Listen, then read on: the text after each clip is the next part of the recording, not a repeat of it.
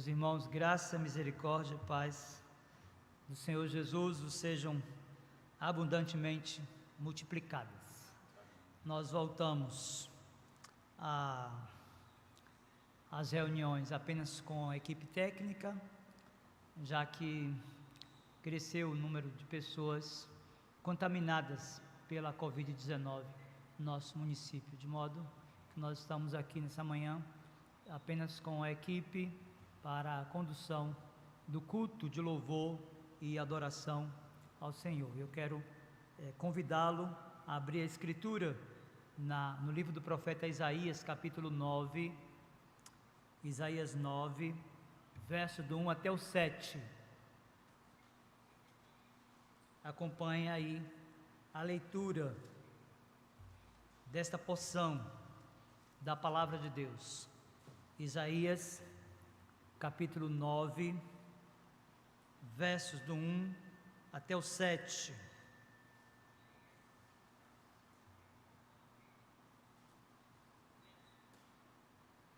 Veja comigo o que diz a palavra de Deus. Mas para a terra que estava aflita, não continuará a obscuridade.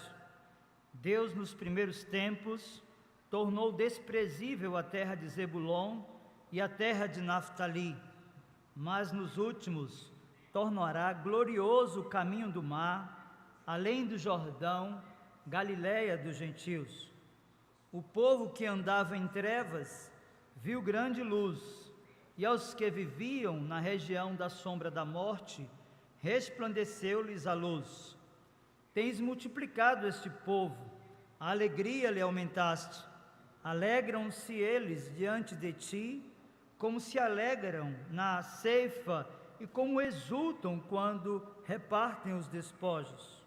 Porque tu quebraste o jugo que pesava sobre eles, a vara que lhes feria os ombros e o cetro do seu opressor, como nos dias dos midianitas.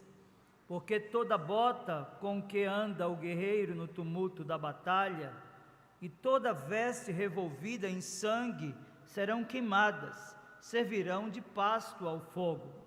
Porque o menino nos nasceu, um filho se nos deu, o governo está sobre os seus ombros, e o seu nome será Maravilhoso Conselheiro, Deus Forte, Pai da Eternidade, Príncipe da Paz, para que se aumente o seu governo, e venha paz sem fim sobre o trono de Davi e sobre o seu reino, para o estabelecer e o firmar, mediante o juízo e a justiça, desde agora e para sempre.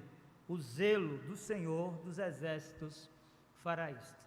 Quero convidá-lo para mais um momento de oração.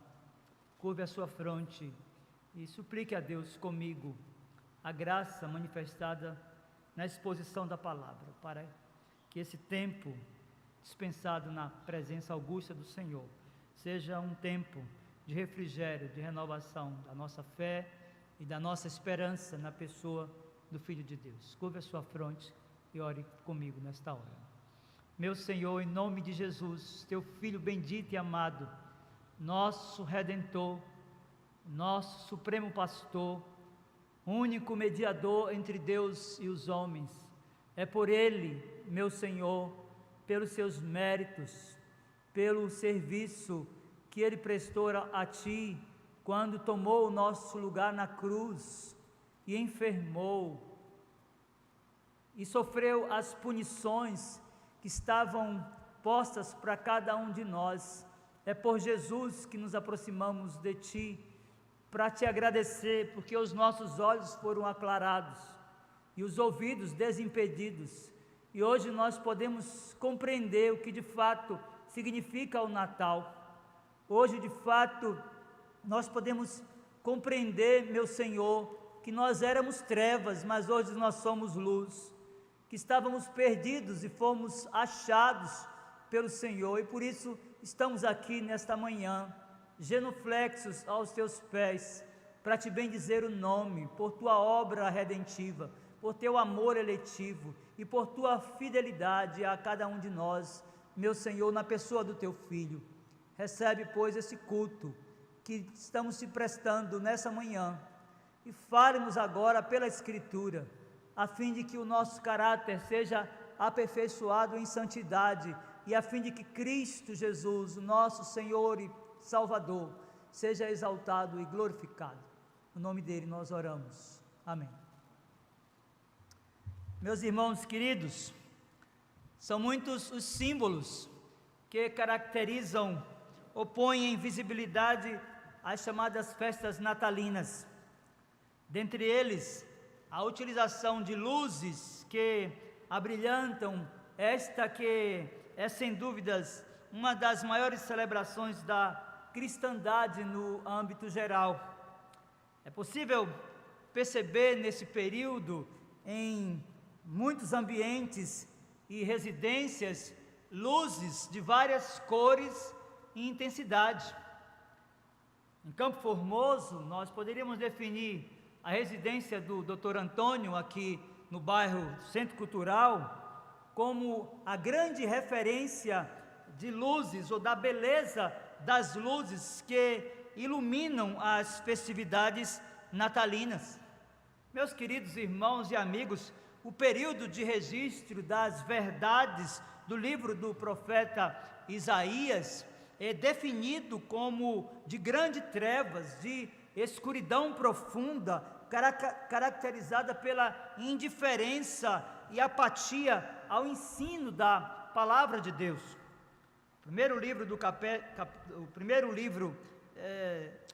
O primeiro capítulo do livro do profeta Isaías denuncia a apatia e indiferença do povo da aliança, revelando-lhes através de algumas características. Se você voltar a sua Bíblia do capítulo 9 para o capítulo 1 do livro do profeta Isaías, você vai perceber que essa coisa das trevas, dessa densidade de trevas, faz com que o profeta os definam por algumas características. E a primeira, capítulo 1, verso 2, é que eles são definidos como um povo revoltado contra Deus. A segunda característica que nós podemos perceber também no capítulo 1, verso 3 do livro do profeta Isaías, é que eles são definidos como um povo sem entendimento. A terceira característica é que eles são comparados aqui ao povo de Sodoma e de Gomorra, capítulo 1, versículo 10. Nós percebemos ainda nesse mesmo capítulo 1 do livro do profeta Isaías, verso do 11 ao 17, que as celebrações religiosas do povo do pacto no passado, elas não eram bem vistas pelo Senhor, já que eram o produto da hipocrisia. Nós percebemos também, meus queridos irmãos, que esse contraste entre luz e trevas pode ser visto no capítulo 8, verso 20 ao 22, onde o profeta Isaías os adverte acerca da condição em que eles estavam vivendo e os chama a atenção acerca de que corrigissem o seu comportamento. No entanto, meu querido irmão, ainda que nesta condição vil, de obscuridade, de trevas, de pecados, há um convite ao arrependimento, bem como um oferecimento da redenção. Nós percebemos isso no capítulo 1, versos do 18 até o 20, e isso é fortalecido pela declaração do profeta Isaías, nesta passagem que nós lemos nesta manhã, que é eminentemente messiânica. Veja aí na sua Bíblia, versículo 1 do capítulo 9, no livro do profeta Isaías, a declaração do profeta do Senhor, quando disse: mas para a terra que estava aflita, não continuará a obscuridade. Deus, nos primeiros tempos, tornou desprezível a terra de Zebulon e a terra de Naftali, mas nos últimos tornará glorioso o caminho do mar, além do Jordão, Galileia dos gentios. Meus queridos, o contexto histórico aqui é de um caos, podemos dizer, generalizado. Muito embora alguns profetas permanecessem firmes no ofício e estivessem a denunciar os pecados da nação, o ambiente de trevas e de escuridão permanece.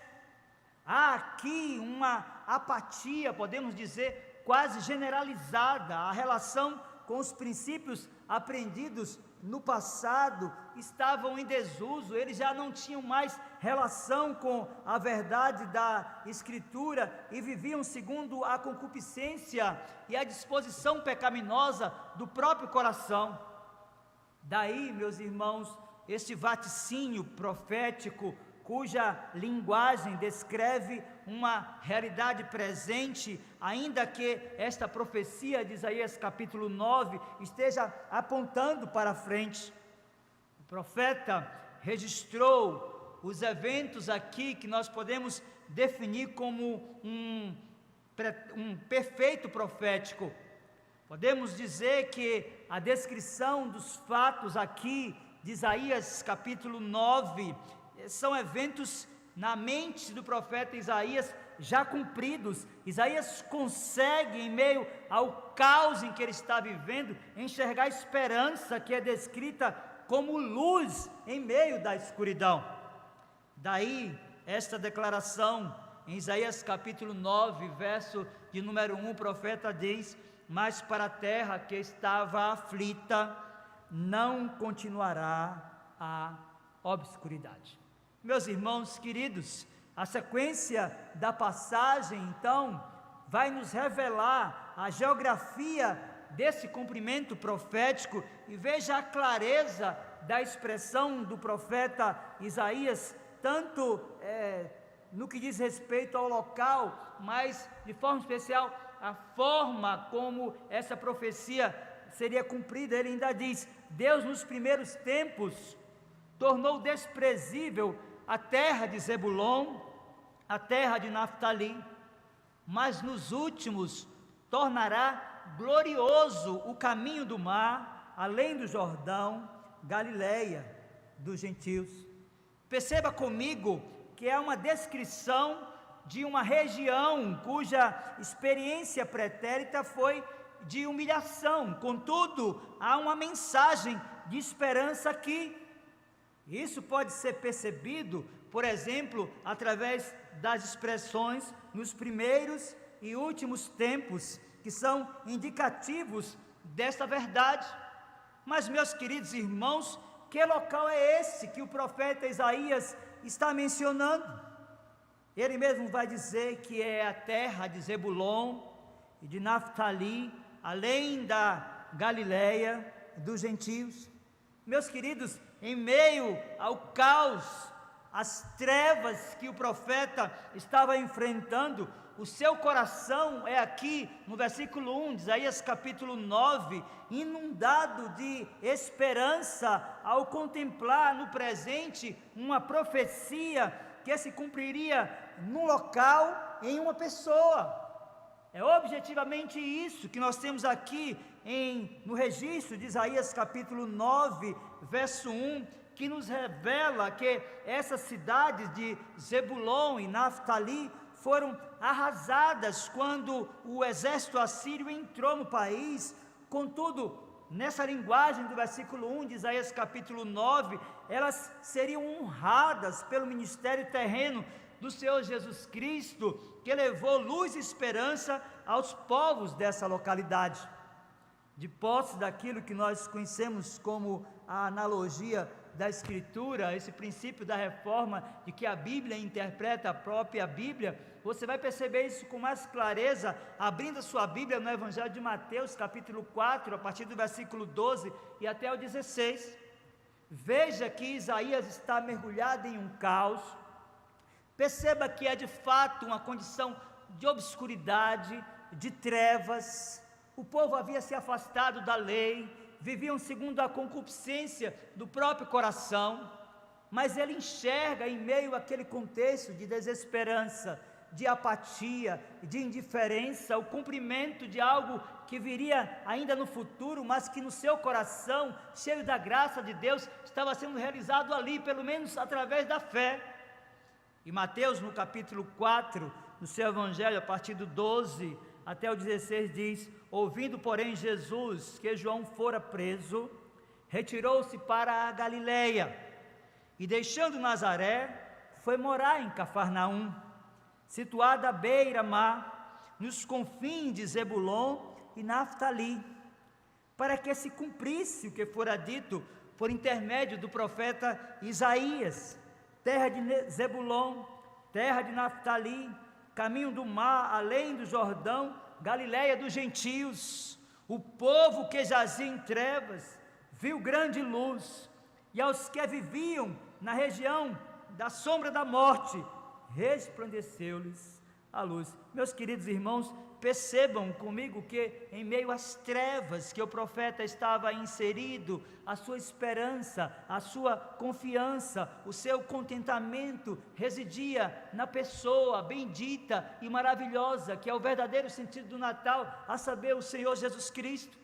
Esta passagem aqui nos remete, meus queridos irmãos, pelo menos a dois momentos na história do povo de Deus. Primeiro, quando Isaías, ele faz essa afirmação no capítulo 9, verso de número 1, ele está movido por um contexto em que esta profecia seria cumprida, e ele mesmo registra no seu livro, no capítulo 37, a partir do versículo 33 até o 36, o primeiro cumprimento histórico dessa profecia, no seu livro, no capítulo 9, verso 1.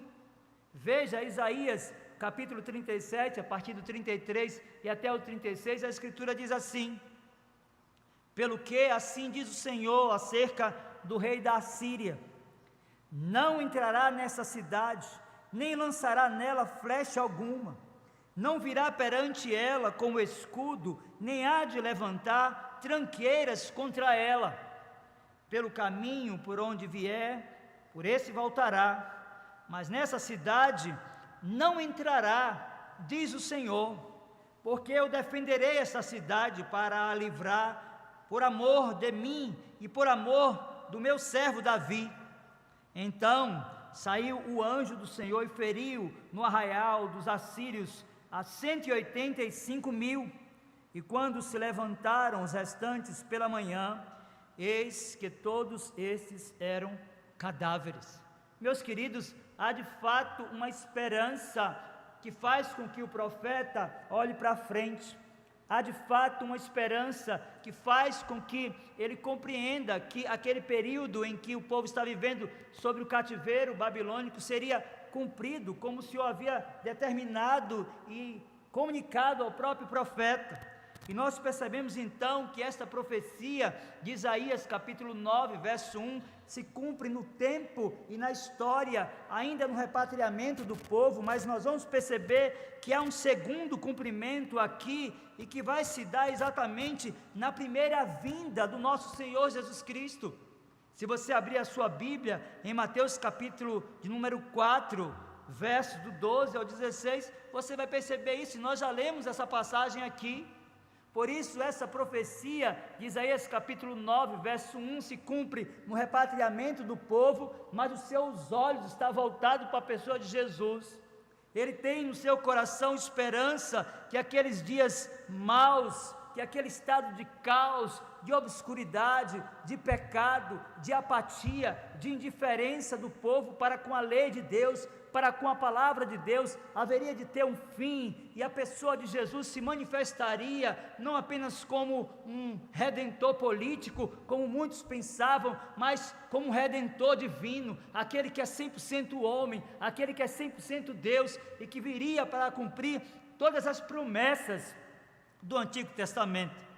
Mas veja então, meus irmãos, que a progressividade da revelação especial aqui em Isaías capítulo 9 nos remete para o período da história onde esta promessa de que o rei medianeiro viria da linhagem de Davi, e é interessante que ele se assentaria no seu trono majestoso e cumpriria literalmente tudo quanto os profetas estavam vaticinando, olhando para frente com os olhos fitos na pessoa do Senhor Jesus Cristo. E a gente vai perceber que há uma relação entre Isaías capítulo 9, verso 1, e aquilo que registrou Zacarias no seu livro, lá no capítulo 9, verso 9, quando disse: alegra-te muito, ó filha de Sião, Exulta, ó filha de Jerusalém, eis aí te vem o teu rei, justo e salvador, humilde,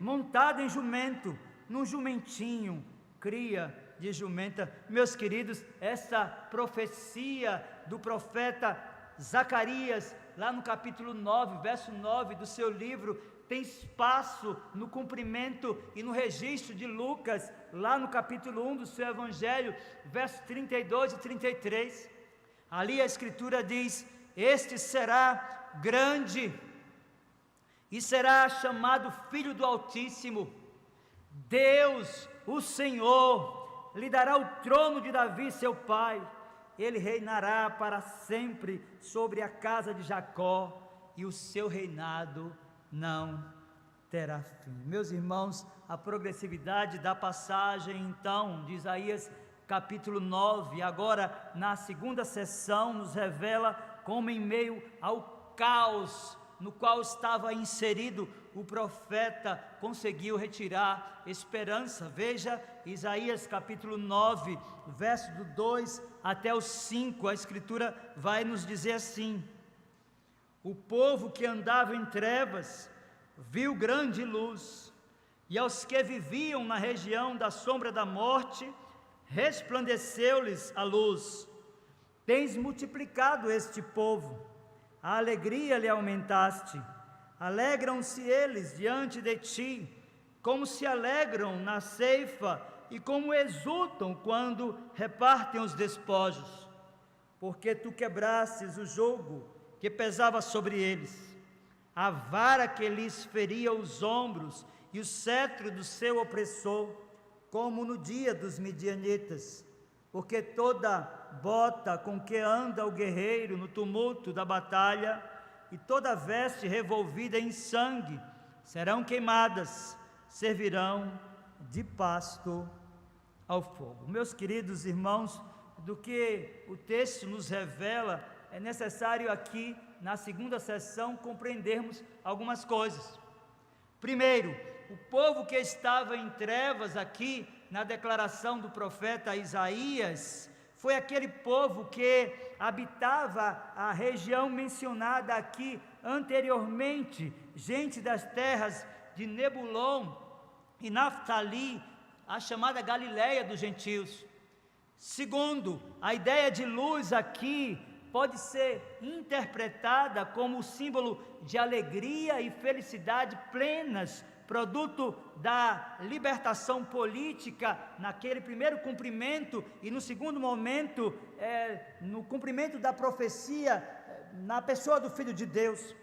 Terceiro, a imagem aqui pode ser retirada de um estado intenso de alegria. Nós percebemos isso no verso de número 3, que ocupou o coração do povo naquele momento de cumprimento da profecia, mas que mesmo em meio às trevas, à obscuridade, à condição de pecado que o povo estava vivendo e de desesperança, também ocupou o coração do profeta Isaías.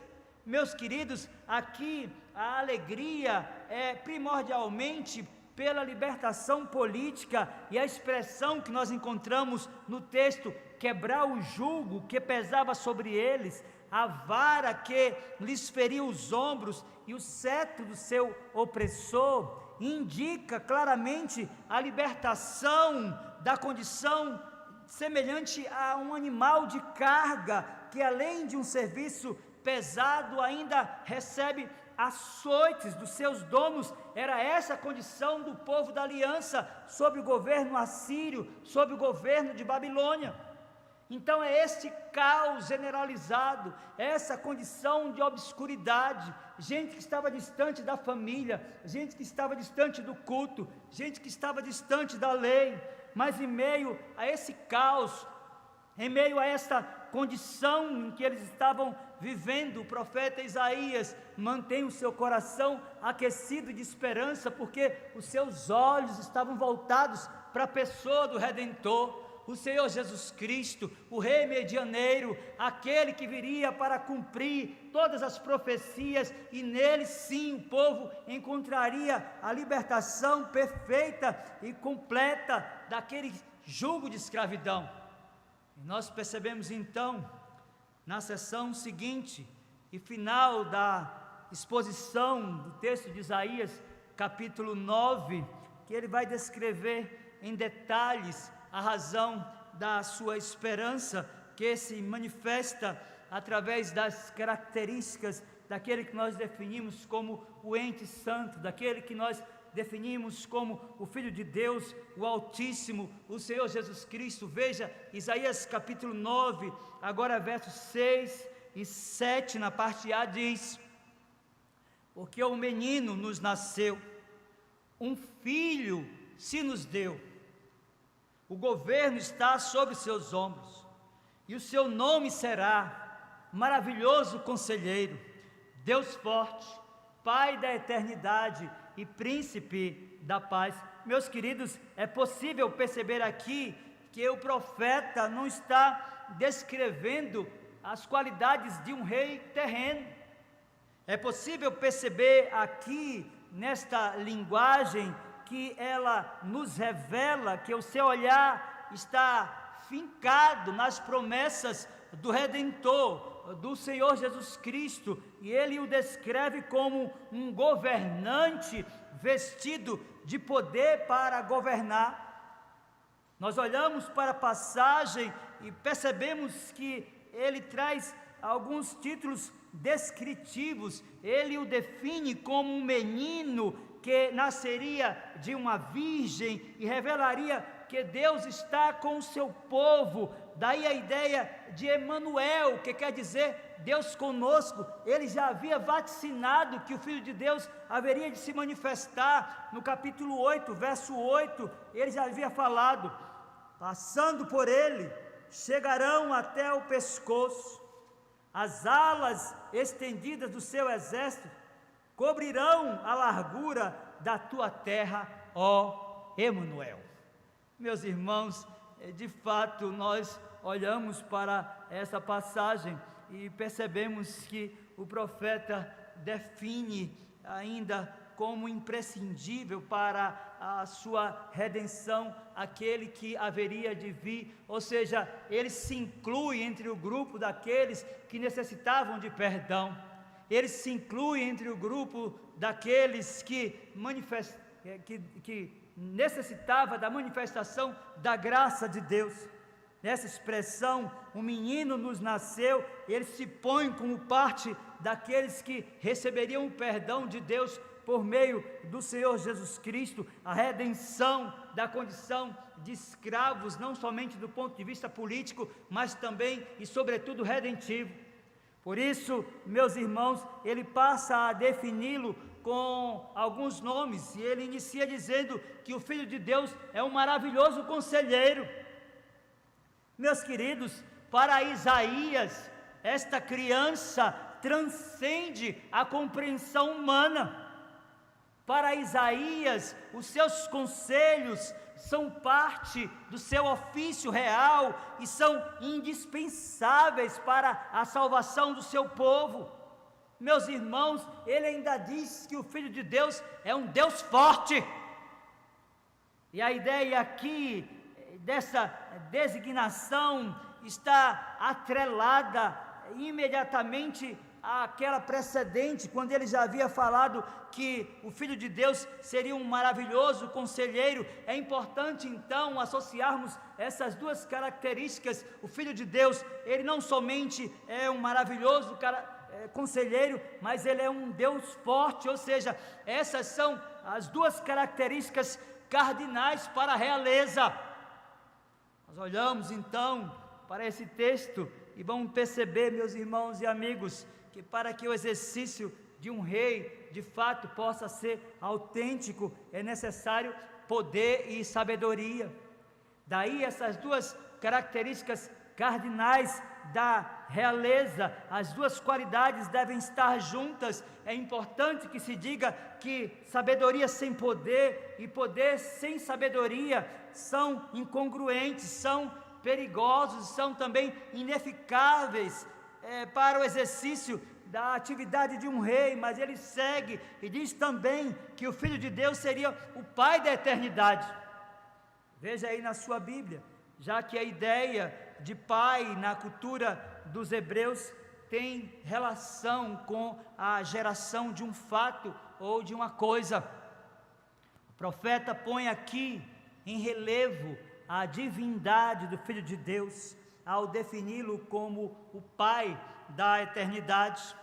Há também aqui a ênfase no fato de que o Filho de Deus encarnado, o Senhor Jesus Cristo, é definido como Pai, no sentido de conceder provisão redentiva ao seu povo. E a ideia aqui de paternidade perene, pois o seu reino, ele já havia falado, não terá fim. Meus irmãos, de fato, o coração do profeta, em meio ao caos que ele estava vivendo, estava encharcado de esperança.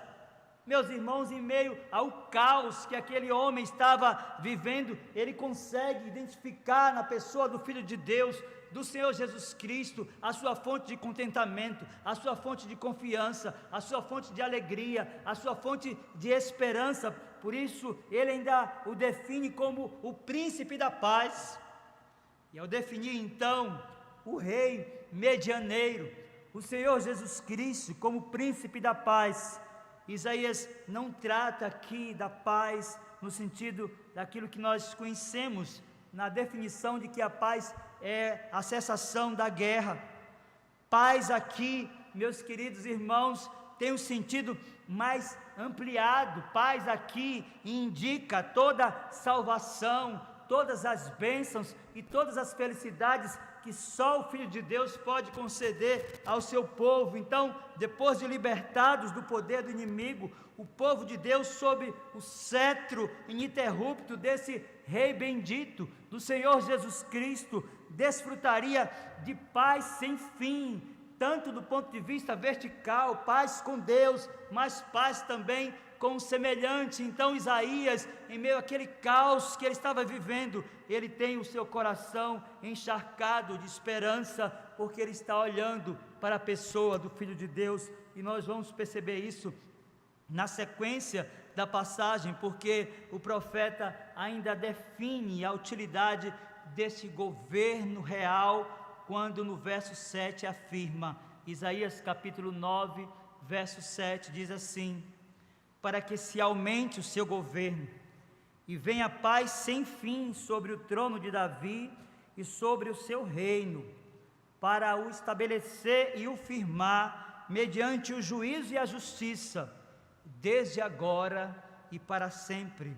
O zelo do Senhor dos Exércitos fará isso. Meus irmãos, percebam aqui que o profeta tem os olhos no passado, mas vejam também que ele não deixa de contemplar o futuro. A expressão "e venha paz sem fim sobre o trono de Davi e sobre o seu reino" indica claramente esses dois polos. Ele olha para trás, mas não deixa de olhar para frente. Ele está inserido em um contexto histórico de muitas trevas, de muitos pecados, de muitas dificuldades, mas a sua esperança reside na manifestação em carne da pessoa do Filho de Deus. Certamente ele tinha em mente uma promessa messiânica feita a Davi, o rei de Israel. E lá no segundo livro do profeta Samuel, no capítulo 7, verso de número 12 e 13, nós encontramos essa verdade. Contudo, meus irmãos, o seu olhar está fincado no Deus vivo. O seu olhar está afincado no Messias prometido ao povo do concerto, o Senhor Jesus Cristo, a razão da nossa alegria, a razão da nossa esperança, a razão da nossa fé, a razão do nosso contentamento. Nossa confessionalidade está encharcada da beleza daquilo que Cristo é para nós. A Confissão de Fé de Westminster, lá no capítulo de número 8, na segunda seção, quando vai tratar de Cristo, o nosso mediador, os puritanos no passado, lá na Assembleia de Westminster, o definiram assim.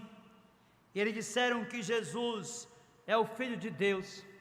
Eles disseram que Ele é a segunda pessoa da Trindade, e sendo verdadeiro e eterno Deus, da mesma substância do Pai, igual a Ele, quando chegou o cumprimento do tempo, tomou sobre si a natureza humana, com todas as suas propriedades essenciais e enfermidades comuns, contudo, sem pecado, sendo concebido pelo poder do Espírito Santo no ventre da Virgem Maria e da própria substância dela. Eles disseram as duas naturezas inteiras, perfeitas e distintas, a divindade e a humanidade, foram inseparavelmente unidas em uma só pessoa, sem conversão, composição ou confusão.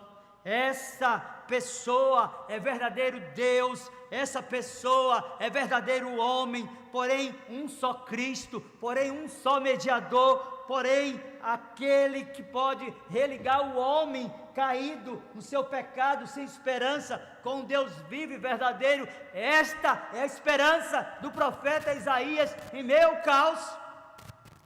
Meus irmãos, de fato, em meio às trevas que aquele homem estava vivendo, juntamente com os seus contemporâneos, eu creio que havia um remanescente entre eles, um povo que se dobrava diante de Deus, um povo que reconhecia a soberania de Deus, um povo que aguardava com expectativa e com esperança de que todas as coisas fossem restauradas. Havia um povo que estava com os olhos voltados para a pessoa de Jesus.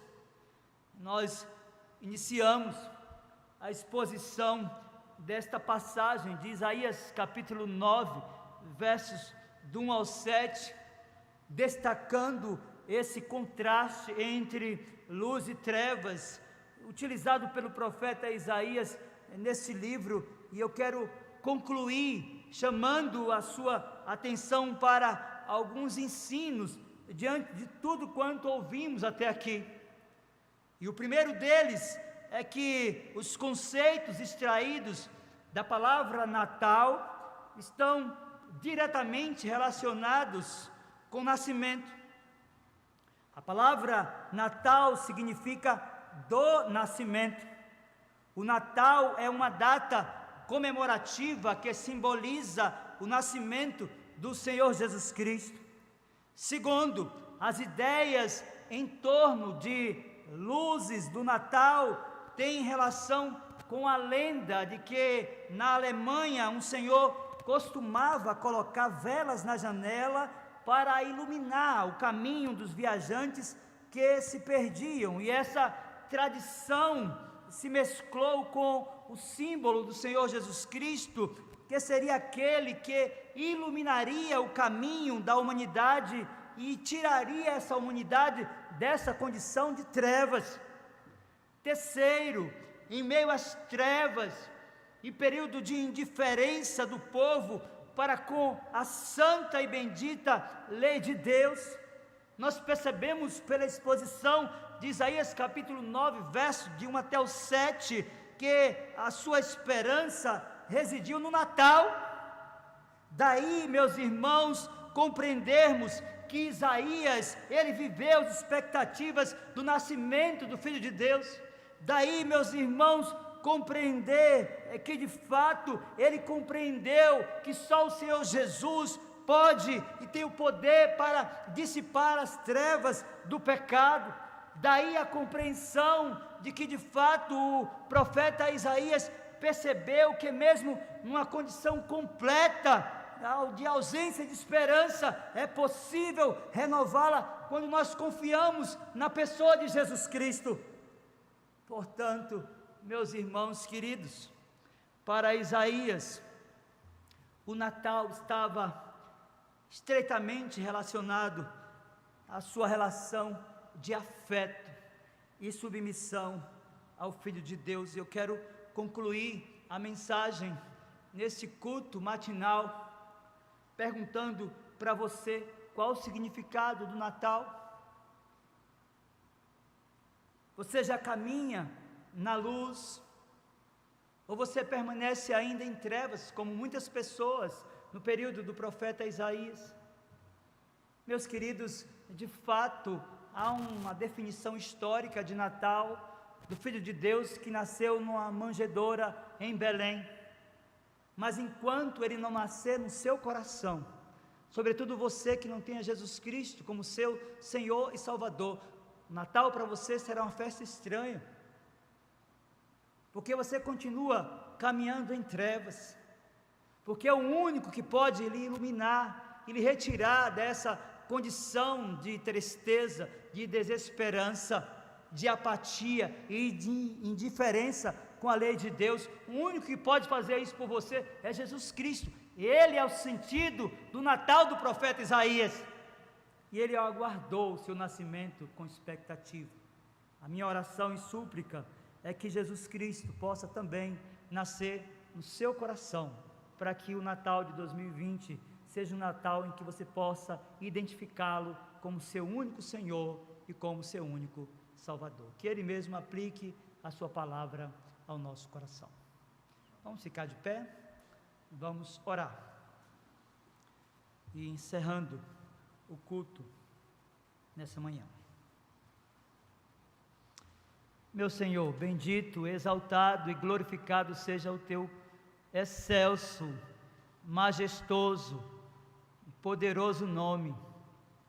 Nós bendizemos a Ti, porque no passado, em meio ao caos, a desesperança, a falta de alegria e a indiferença para com a Tua palavra, o Senhor inspirou o profeta Isaías, que pôde olhar para a promessa da vinda do Filho de Deus como fonte de esperança no seu nascimento. Há muitas pessoas que reconhecem que de fato um dia o Filho de Deus nasceu numa manjedoura em Belém, e resumem-se a compreender o Natal por esse fato histórico, pois Jesus Cristo ainda não lhes nasceu no coração.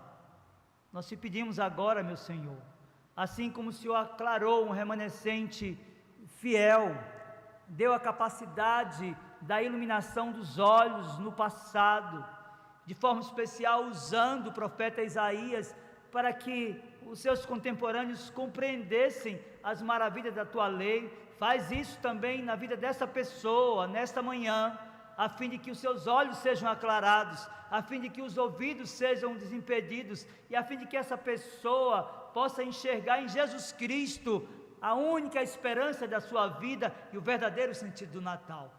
Que em tudo Jesus Cristo, nosso Redentor, meu Senhor, seja exaltado e glorificado, pois no nome dele nós oramos.